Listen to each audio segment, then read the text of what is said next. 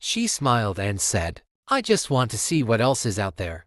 Her words hung in the air, casually yet heavy, and I could almost hear the unspoken finality behind them. It wasn't the first time she had hinted at something like this, but hearing it out loud made it real, made it unavoidable. I tried to laugh it off, but the humor in my voice felt thin, like a veil over the tension building between us. "I don't think you need to worry," I said, shrugging. "If you need to see what else is out there, maybe I should do the same."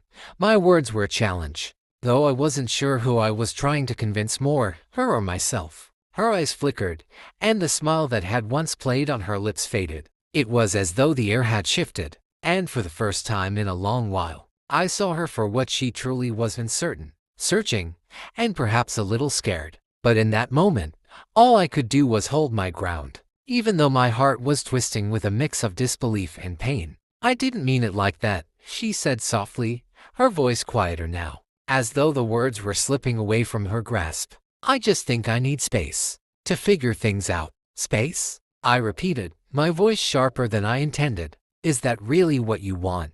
Or is it just an excuse to keep your options open?" She winced, as if I had struck a nerve. "It's not like that," she murmured, looking down at her hands. "I love you, but I can't help but wonder ...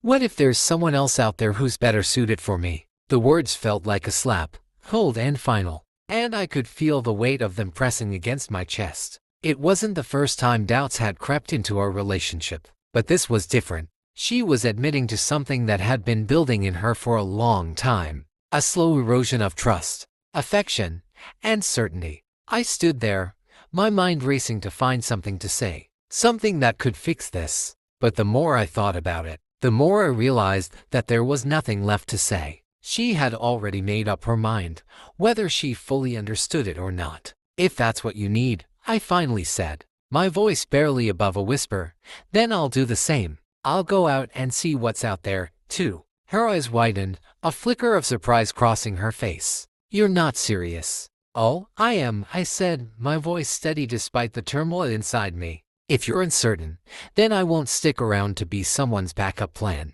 I deserve more than that." She stepped back, her expression shifting from confusion to something else: fear, maybe, or realization. "You're really going to walk away over this?" "I think you've already walked away," I said, my words cutting deeper than I expected. "You just haven't physically left yet." The silence between us stretched out, thick and suffocating. She looked at me as though seeing me for the first time, and in that instant, I knew it wasn't going to work. There was no way to patch up the cracks that had formed between us. We were two different people, both searching for something that the other couldn't provide. "You don't have to do this," she said quietly, almost pleading. "We can figure this out. We can try again." But her words were empty, drifting away like the last remnants of a dream. I had already made up my mind. "I think it's too late for that," I replied, my voice firm now. "You've already made your choice." With that, I turned and walked away, leaving her standing there, unsure and vulnerable. The door clicked shut behind me,